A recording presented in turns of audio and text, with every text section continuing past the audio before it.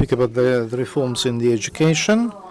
And there was a public hearing of the concept, and we will hear directly from the people who will work on this issue.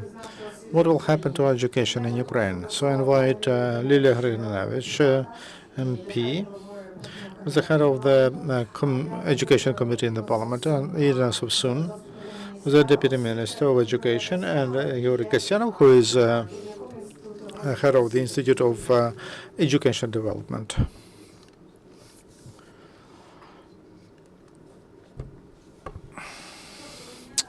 Good morning, dear colleagues. Thank you very much for interest to education and to our reforms, because we understand quite well that all attention is focused to the east, but if we don't run reforms in the country, here in the field of education, then we'll not be able to win our fight against the Russian aggressor. So that's why now we are on the fourth stage of the reform in the field of education. The law on higher education was approved, and now it goes through implementation. It's Ministry of Education and Science develops a new legal base, and universities and institutes find opportunities for themselves how to function under the new law. And the experience of experimentation shows that not always they are ready to use that autonomy they get from this law. If you have questions about how the laws are implemented, we can speak in details about that. But for us, it's strategically important reform of the education in general, starting with kindergarten education, then professional, preschool education, higher education, and then after master school education, because the system of education that we have does not reflect new challenges to Ukraine. Very often they ask the question, which system of education is good? What does it mean, good system of education? That's the one that satisfies needs of the society in the country. Our needs are different. They have changed. We grow as a democratic country, where citizens should understand their rights and duties, and they must be able to think critically. We signed the association agreement with the EU, and for us to be competitive on European markets, our graduates must have new competences, starting with the competence understanding their own identity and understanding the belonging to European community, that speaking foreign languages, mastering foreign languages and mastering information technologies. All of those are components of competitiveness, which unfortunately are not formed, and some of them are not developed in this Ukrainian school. That's why we developed the law on education, and that law should be brought to the Parliament in May. We work on that draft law with the expert community from Ukraine. We invite international experts, and we are very thankful to the Institute of Education Development. Georgiy Kasyanov will tell you about that. For expert support of development of the draft law. Obviously, this is not the issue. The main issue is not just the text, but we in the society we should agree on the main directions of the reform. Education involves about 10 million people, those who are students or who work in education on different levels. Because of that, this is the fourth part of population of Ukraine. If all these people are not convinced that they need these reforms, it's clear that such reform will be sabotaged or will not be supported by the implementers. That's why we have a broad dialogue with the public and with the education community and on main directions of the reform. If to assess them, just the main directions, they are as follows. First of all, because of the new goal of education, which should provide us with competitive ability, responsible, educated, developed citizen who has and can learn all his life, and only that will make us competitive in Europe. For that, we need to change the content of our education. We should make it competitive. And by the way, in EU, they identify groups of key competences. They should every European should have after high school, after they graduate from a high school.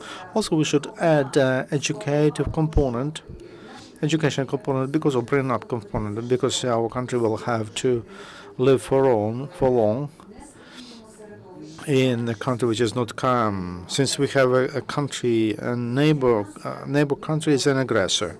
For us, it's important to consolidate all Ukrainians, all citizens of this country on one education platform, and that should be provided by the school through the content of the education. That content, which provides new competencies, cannot be implanted into the traditional framework of Ukrainian 11 years school. They have only such school exists only in Russia, Belarus, and Ukraine. Everybody knows the situation with that health of children is worse, and they are overburdened, and they lose the interest to learn, and low results of high school education as a result show, and also there is a deep split as to access to higher education between children from small villages and towns compared to city schoolboys and girls. And or schools that are financed better in the cost of the country, for example, for intensive learning of foreign languages, and also in the cost of parents who are better provided. And schools in districts where the state spends less money for children, and sometimes those parents are from difficult groups and they cannot help. So there is a big split between these children, and it's growing. So there should be a standard of for all the schools of Ukraine. A child by birth, by the place of birth, should not have not equal conditions as to the access to education. We should fix that problem. So the length of education and structure of schools will be changed. For example, during these 12 years, we will suggest to work according to this structure. 5 years prime school. Now we have 4 years in the primary school in the majority of cases, and it should be separate, as a separate learning environment, because the conditions kids of that age need, they are very different from conditions for kids, teenagers, teenagers, and 3 years senior school, which will be academic or high school, which will prepare those who will study in universities, and it will work for that. And also professional high school professional.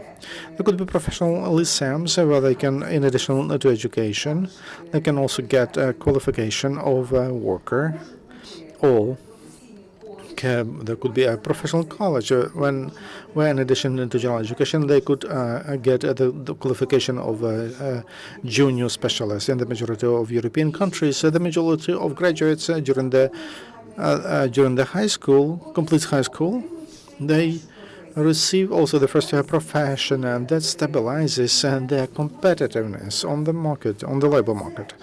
But it's not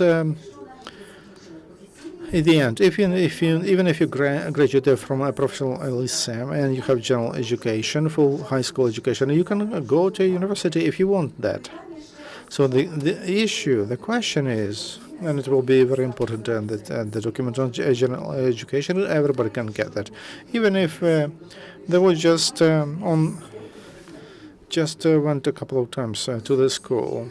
In the world, a document on high school education. That's a document which confirms that you have minimal level of standards, that you know standards.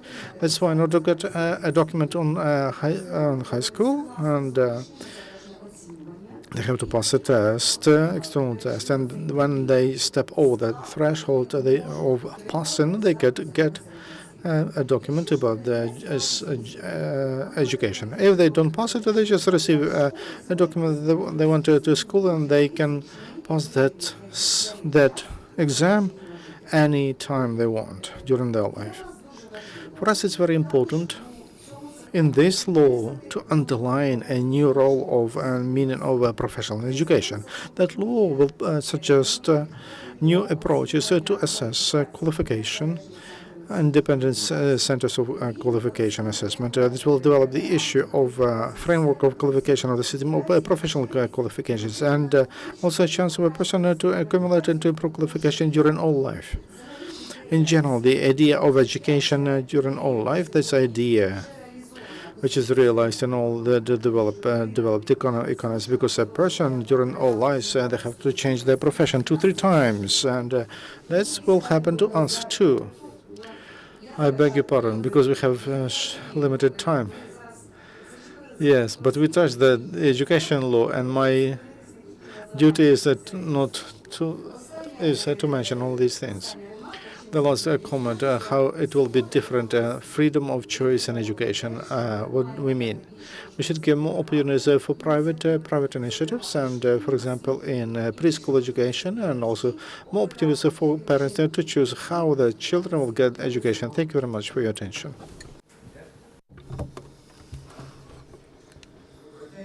Good afternoon. I am Georgiy Kasyanov, the director of the Charity Fund Institute of Education Development. That is an NGO which has an ambition to become a think tank which will be giving consultations to all those who wish on development of this or that segment of education. We are now cooperating with the Ministry of Education and Science, with the Committee of the Parliament, and we're working in 2 directions. One is we're developing the concept of education for 2015-2020, and we are helping in drafting the framework law on education. We have a couple of dozens of people, and now we are developing the roadmap, which will provide a vision on how the education will be changing in the next 10 years. I would like to mention that the situation with the beginning of reforms is very difficult. If we could have selected the worst time for implementation of reforms, we have done so. And this is the war, the economic and financial crisis. The salaries of teachers depreciated twice. It was very low. It wasn't even paid in the amount which is required by the law, but any reform is the chaos in the beginning, because any changes start from chaos, and we hope that many people will support. We cannot support that many people will support this reform. And we were assessing the situation about how much the sector is ready for the reforms, and the situation is 50-50. The initiator of reforms are political and bureaucratic elites. They initiate reforms, and parents or active part of educational community support them in the bottom. So we are now in the situation when we have to change this balance 50-50 for the benefit of those who support reforms. We need to take the control package of shares for reforms. We need to have bigger share of those who support. We need to explain what reforms are about, the preliminary concept and the roadmap demonstrate that the situation is very difficult. The teachers, most of the teachers,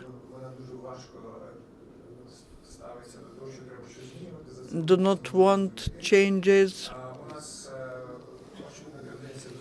Our trend is that the teachers are getting older. About 50% of teachers are those who are about 50, close to the pension age. The social situation is very complicated. So what we want to do, by summer we will finish the roadmap, we will discuss it with all the stakeholders. We will need a big and serious support of the government, and we hope that the government will provide such support. We need a very serious support of international donors. In spring there will be the International Conference of Donors, and we would like to ensure them that we require serious investments. And one more thing I would like to share is we are making the model of reforms, but we will not be able to implement it. There are just 20 of us. We can offer something, we can provide monitoring, but we need now the decision makers. And if you remember what was happening with budget in December and what they wanted to do with the education, you would understand that up there is no understanding of what the education brings to the society. Also, the reform will not be quick. The external exam started as a small project for 1 year, but only in 2008 we had the national external independent exam. We need to prepare people, the public, the journalists, that any reform in the education will last long, because it requires a lot of concentrated efforts. That's it. If you have questions, I'm happy to answer. Доброго дня, шановні колеги. Good afternoon, esteemed colleagues. I will briefly be talking not about concepts, but I will briefly talk about what's happening now. Maybe it's not like it should be in the normal process of reforms. But what are the changes? The law on higher education starts working, but talking about secondary education, I would like us to pay more attention to secondary education. The main changes that are taking place are the changes of the model of financing of secondary education. Many of you know about that, but we now implemented the new model of financing schools. If previously the schools were financed from local budgets, and if local budgets lacked money, then they were receiving the state subsidies. But this year we have a different model of financing, and this was a very big institutional challenge for the Ministry of Education and Science, because all money to schools go via the ministry. In the beginning, there was a lot of misunderstanding because it was done in the context of decentralization. I will explain why it is happening so and why it is important to do so in the context of decentralization.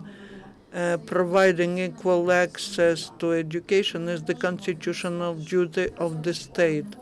Financing of schools cannot depend on local authorities, because some local authorities will be able to finance schools well, others will be able to do that at a low level. But we need to remember that we have to ensure equal access to secondary education, because it's mandatory, and we have to ensure the rights of those who study at schools equally.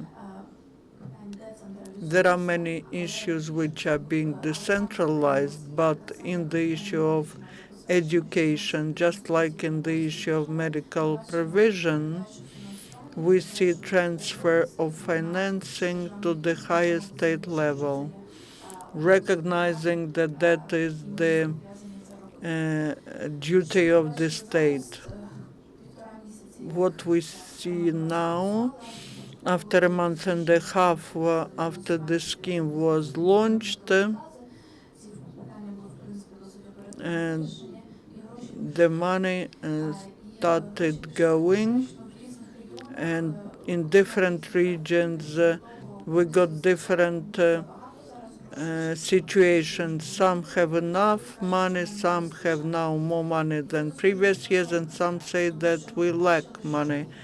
And that is quite demonstrative. We saw that previously the expenditures per school and per student were absolutely different. Now, when these expenditures are equalized, the situation in regions became so different. But the local authorities have the right to provide some additional money to schools. They are not enjoying this right now. We see the situation when local authorities spend more for themselves, but they do not spend anything to finance schools. This is a sorrowful situation, and that is one of the results of decentralization.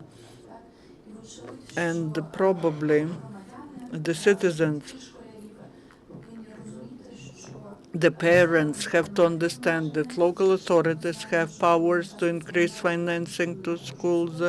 They are not doing it because they don't want to do that, but you need to press on them. And finally, we will hopefully arrive at some optimum model. Other changes which are related to financing are also connected to the economic and financial situation in the country. We understand it well, and it does not depend on us much. It's caused by the aggression or in the East, and also the financial institutions. They are talking about the necessity to reformat this system, the changes that were required from us. And what you've seen in the draft changes to the budget, these are two different things.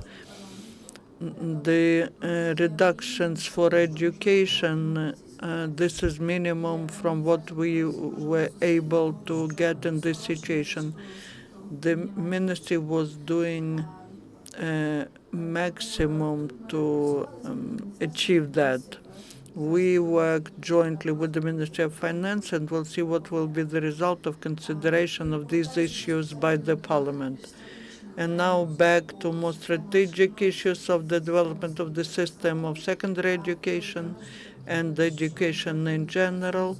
I would like to confirm that we are very actively working with the committee on developing a new law on education and the bylaws which will help us reform school education.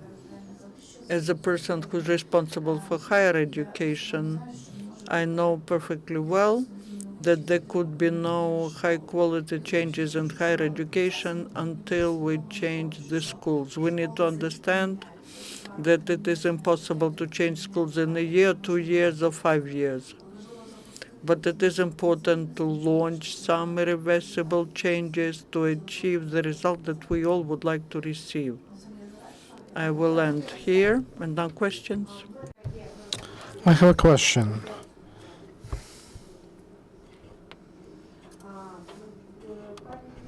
Liliya told about a key thing, what they are planning to radically change. Could you add what else to expect? What kind of changes, radical changes in school education? And that's the first question. And the second question is not a secret that now parents pay finance a lot, and a part of financing of the school will grow. But parents, their influence on education, they almost don't have it, and they don't control how money is used. There is no legal base for that, and so the influence depends on the position of the leadership of the school. Our principal is called that in the east, in the west, and the role of parents' committee is very, very high. So are you planning some changes in that, let's say, field?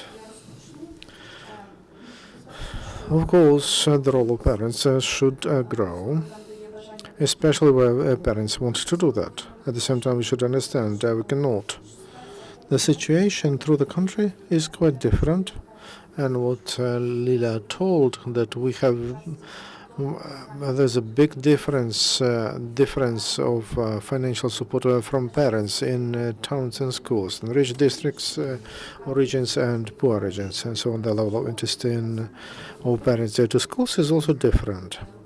Parents with low education, they will be less interested statistically less interested to take active part in life of school than parents with high education.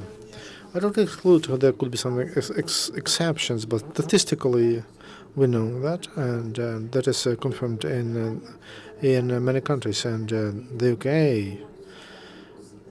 it shows that in the level of education of parents is a decisive factor that influences on the future or education of their children. So we have to understand that despite the fact that parents should be involved, we should understand that there are some restrictions for such involvement, and we should understand the difference, regional, social, etc. So role of parents, where it's possible, should grow. But I would speak more about not about influence in a concrete school, because we speak about a concrete school. We just support that inequality, but parents groups and the involvement on the highest level when the decisions are approved about standards and textbooks, and those parents that are interested in the development of their children, they will know which textbook will be interested for them and which will not be. So on that level, I think the system, it will be more efficient for the system. In the ministry, we have representatives of parents' committees. They are very active, and it seems to me that's what we should do in the future. This is one of the most important issues, because this is a big part of the education of those money of parents that are not counted, and that are sometimes violations, and they will collect cash. It doesn't go through accounts, and you don't know how, you cannot control how to spend. Those funds, charity funds by schools, they use general legislation about charity organizations, and only active position of parents that manage those schools, and citizens' position. It will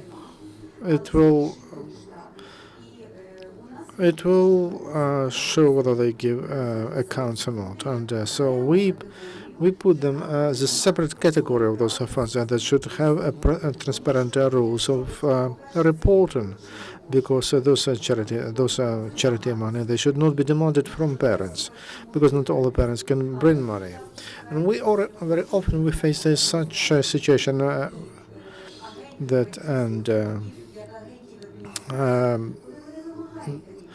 they demand that money. So there should be transparency how they get that money and how they spend that. I'm sure that there should be an article in the new law on education dedicated to that.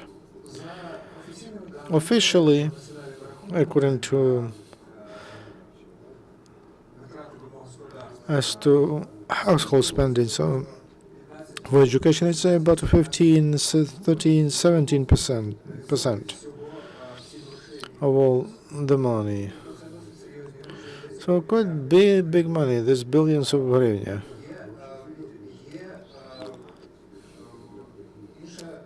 There is one more aspect of that problem.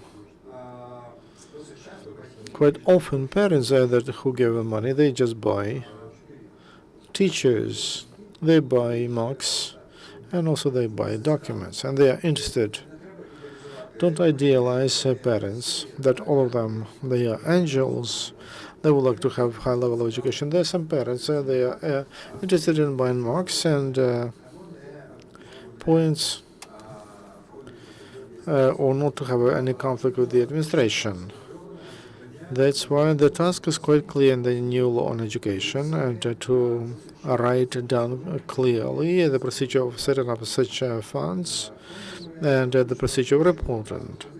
One of the proposals which is discussed by experts that parents should know clearly, and in every school fund when they build that fund, it should be financial line should be quite clear for parents to know clearly for which financial line they give money.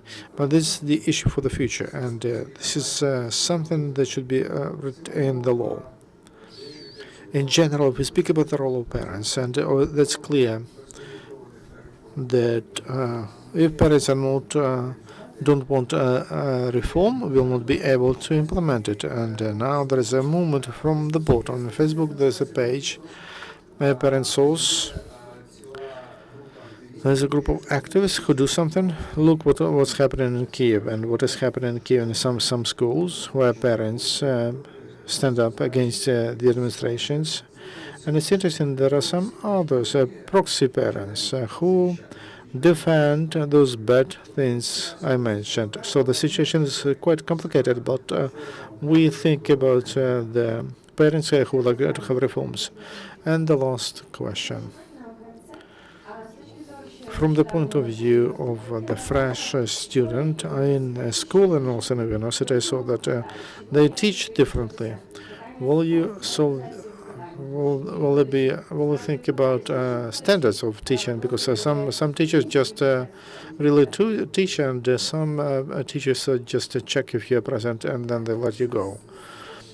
From the point of view of the law in education, we understand that this reform will not work. It doesn't matter what contact you have if you don't change teachers. The idea is payment for work must depend on quality of their work. It's very difficult to do in education, but we would like to introduce an element of independent test of teachers. And we will suggest a raise through an independent test. If you pass through that test, if you prove your level of qualification, there will be a raise and higher salary. If you don't, there will be no raise, and we understand the level of payment is very low, and we have to raise it for all. The country cannot do it today, but gradually, to create motivation that someone who teaches better, demonstrates better results of work and gets a higher salary. That's just an approach we will try to introduce with this law. I will speak about the universities, and the situation is very different from school education. Standards in school education is a norm because school education is standardized, is unified on the national level, and it's correct. It must be like that. We speak about higher education, university education. The level of autonomy of universities is much higher.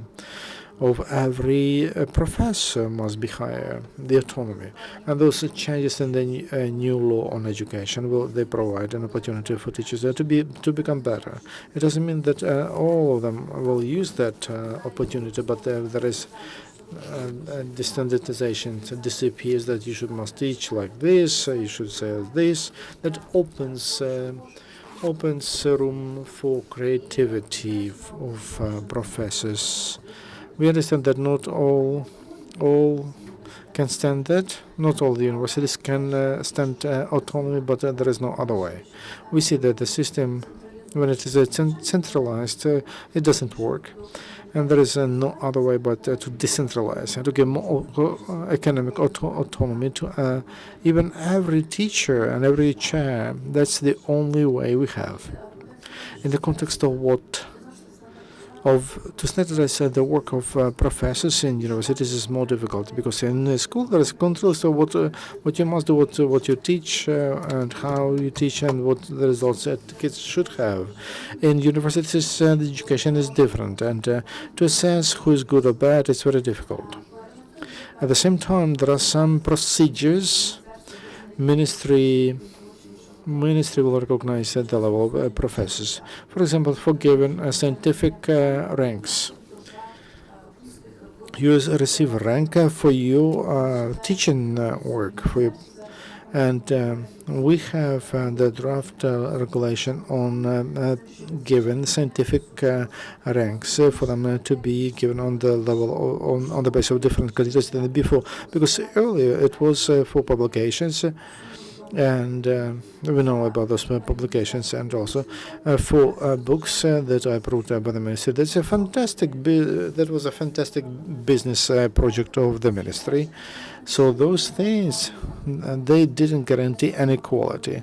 Now we have different ideas that we have an approach in terms of assessment to get what is needed to get a scientific rank. That includes foreign language. Not by your friend from English department, but international certificates, and there should be some international experience. There should be publications which belong to databases, scientific international. That can prove the level of a professor than those criteria that we used before. That creates a lot of resistance in academic environment. We should expect that if there was no resistance, it would mean that we don't do anything. So it's clear there will be some opposition, but there is no other way. There is no other way. That's why we're working on that, and maybe it means that in a year after this regulation comes in force, we will not have new professors or associate professors, but there is no other way. We should take that way even if it's difficult for us.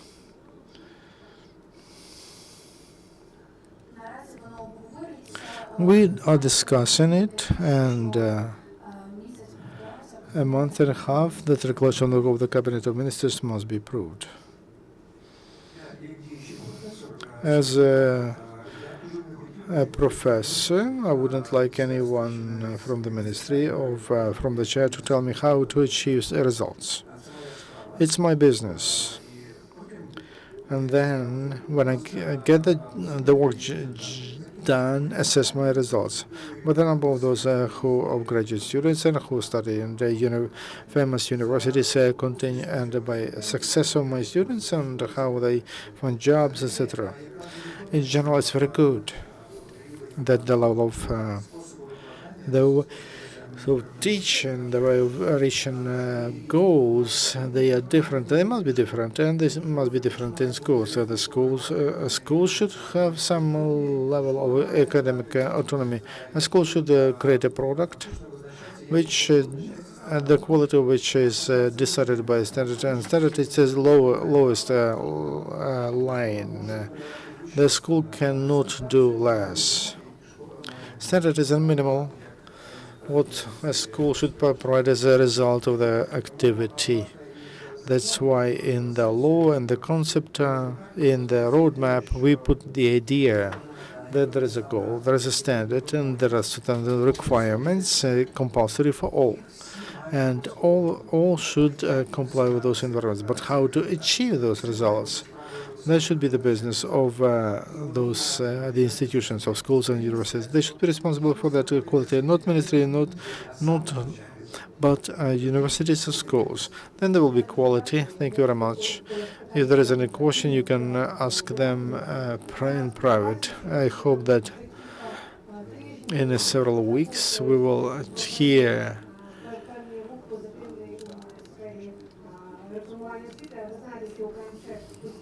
about reforms. You know that we pay attention to that. We believe it's very important because educated people, that's future, means future. That's why I invite you to come and to tell to share updates about this direction, this work.